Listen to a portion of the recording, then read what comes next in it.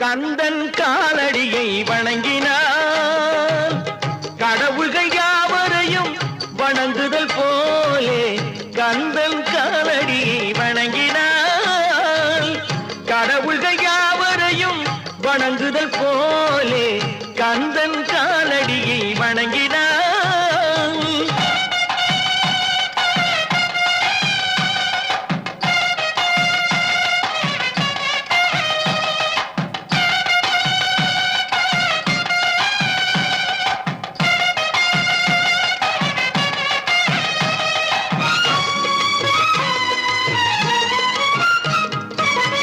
தந்தை பரமனுக்கு சிவகுருநாதன் தாயார் பார்வதியின் சக்திதானே வேலன் சிவசக்திதானே வேலன் தந்தை பரமனுக்கு சிவகுருநாதன்